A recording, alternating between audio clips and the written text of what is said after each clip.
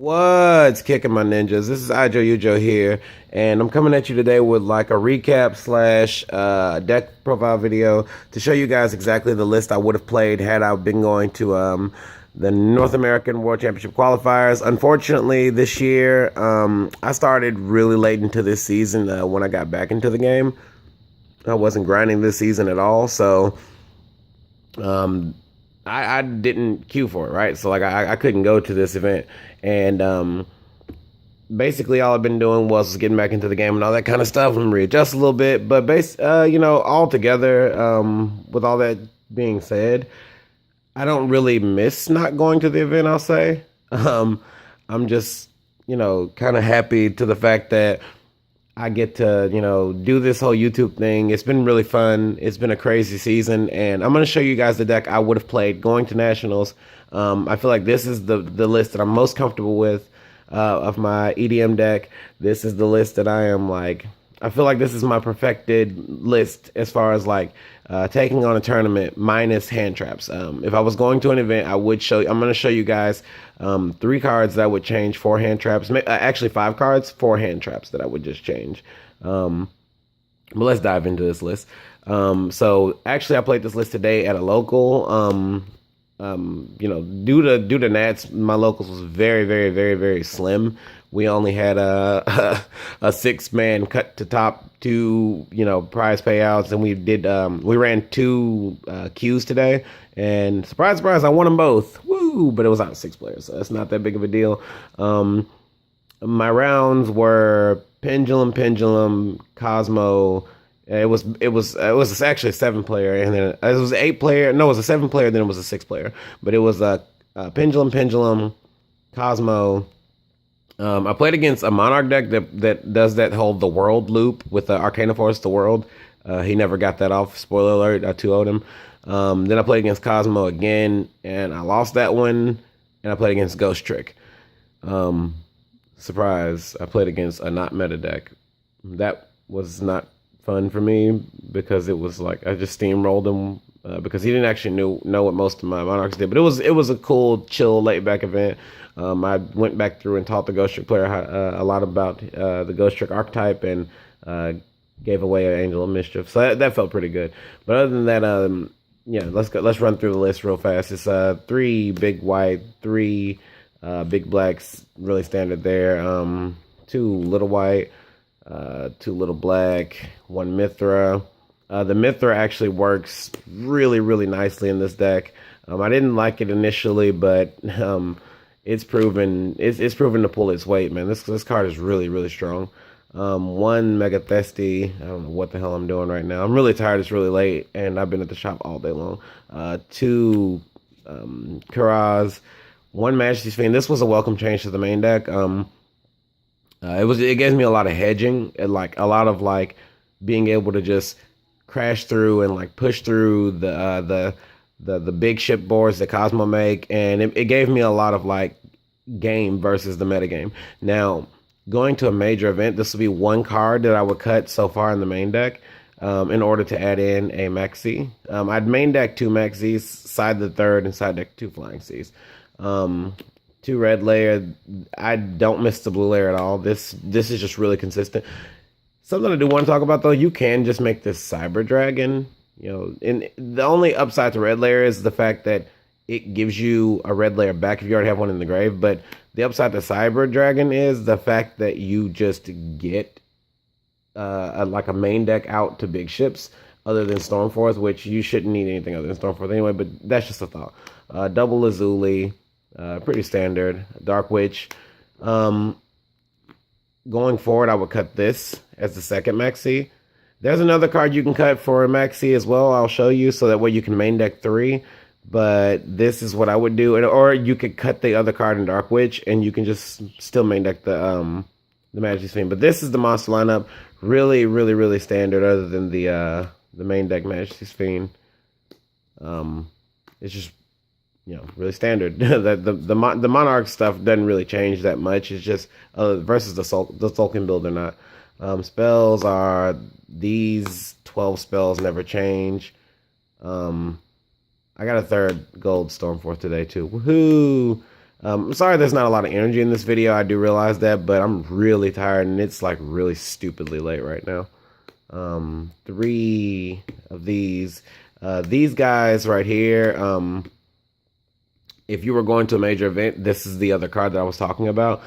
It's not really needed. It's just a hedge versus Mask of Restrict, just as like another card to allow you to play through Mask of Restrict, but you don't really need it. So Majesty's Fiend, Dark Witch, and the second domain could be your do-to-dos, maxis. But I mean, the choice is really just up. It's just down to player preference. I really like the domains because of the attack boost that they give, and that they're another Monarch Spell and Trap, which is sometimes just it's the flashpoint of the deck. So yeah. 2 Brilliant Fusion. I actually don't miss the third. I have obtained the third at this point, and I'm just not. It doesn't really matter. Like, I don't really like to dead draw the card. And me and my buddy Eli were theorioing, and it all comes down to this. I don't want to play 5 like bad cards in my deck or 6 bad cards in my deck in order to contribute more to bricking. And if you guys run back a count on this deck, you'll notice that it's not actually 40 cards. It's actually a little more. 1 Instant Fusion, 1 Foolish Burial, a very welcome change to the deck. This really it saved my ass like all day. I opened 1 game. I opened Frost Blast, Prime, Eidos, and then I top decked, and it was this, and I just won the game immediately because Erebus is a hoss, man. Erebus is a fucking beast. Frost Blast, and because what you do is you foolish the Erebus in the grave, you pitch the Frost Blast, you summon the Idol. You know, you can just go off from there, man. You're like, I don't really think I need to explain after that, but you see what you're going. And then the last welcome change. Whoa, these are brand new sleeves, by the way. 3 of these and 1 Vanity's Emptiness to the main. Now, if you guys run back a count on the deck, this deck is 43 cards. I'll explain that like later on down the road, but I wanted to try Vanity's Emptiness out because I don't know. I mean, I really wanted a bomb card. I really wanted like some like stupid cheese card in order to win free games, and this just fit the bill for me. So, and it worked out really well today because I established a lot of like stupid soft lock boards that I'll show you guys later. Some really insane boards. Now on to the extra deck. I always tell you guys this will never change. Panzer Dragon. I picked up an Ulti Durendal today. That was pretty sweet too. Pleiades, Adrius, Tyrus, you know, the packages. Shark Fortress. I won 4 games off of this card today. I really underestimated Shark Fortress. This card is insane. Volcasaurus for OTKs. This was Shark Fortress Volcasaurus is insane. Utopia Beyond. I finally picked up a Beatrice after all that talking about wanting a Beatrice. This card came up 6 times today. I will never take this card out of this extra. This card is insane. Gaia Charger. Lancelot is the basically rank 8 Nightmare Shark, Harbinger, and then the last card in the extra deck is I'm torn between the Dante Pilgrim and a second Volcasaurus. Today I played I played the Dante Pilgrim and it never came up, but I'd rather have it and not need it than need it and not have it.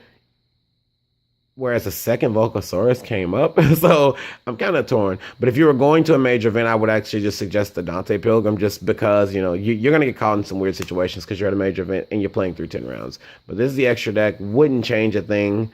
This wouldn't change a thing right here. Just floating in between these two. Like this is my 16 card extra deck at the moment.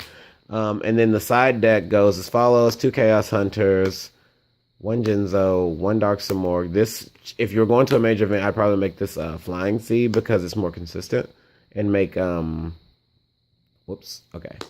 Vanity's Fiend, triple Twin Twisty, just to, you know, come on everybody, do the fucking twist. I'd probably make this and this one of these Flying Sea, but that's down to player preference. You don't have to play Flying Sea. BA is at a huge resurgence right now. Double Decree.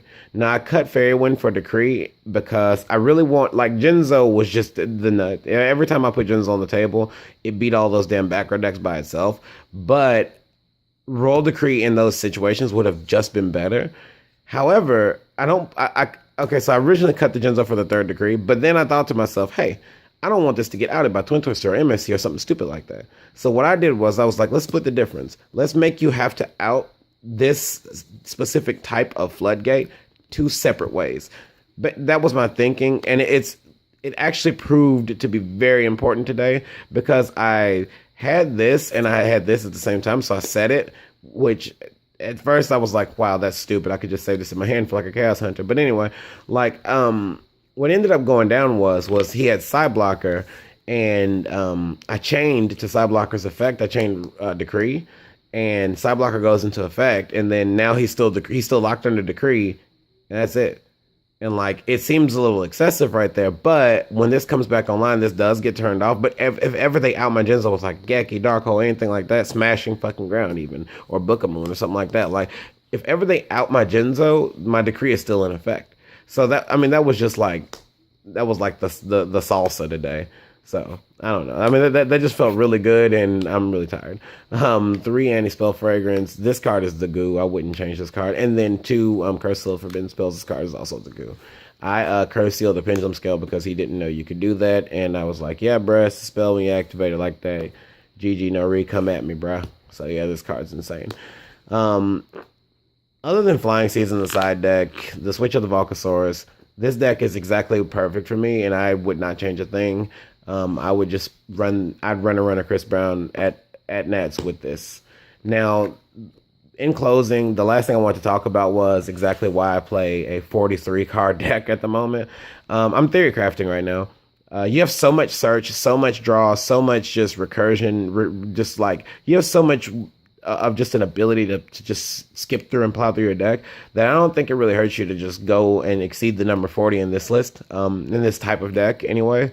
I think that you just have such an insane ability to just pick up 7 cards on the first turn. And I mean, I noticed that like I'll say if I'm doing like just like illogical math here, about 45 to 60% of the time, that's a huge gap, but let's just play along with me here for a second.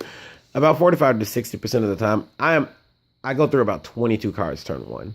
Now that's including all the foolish berry effects off like Brilliant Fusion and all that type of shit. So if you go through about 22 cards turn 1, that's insane, right? You're not gonna like, and yes, you have to have like a nut draw for that, or like you have to have a not subpar draw for that. You have to have just a pretty standard draw for that. But the thing is that if you're going through that many cards, what does it matter? You know, like you're gonna find your spicy one-ups. You're gonna find the salsa, you know, and you're gonna be able to dip the chip and fuck your opponent up. So this has just been my take on EDM. It's like as like a final like build, as a final hurrah, just showing like a what if scenario for Nats. If I was going, or if I would have went, this is what I would have played, and this is what I've been playing, and I've been testing the hell out of this list. And I've been enjoying the hell out of it. So stay tuned for more content, guys. Rate, comment, subscribe. Keep it kicking, my ninjas. And ciao. It's been your boy, Yugioh. Peace.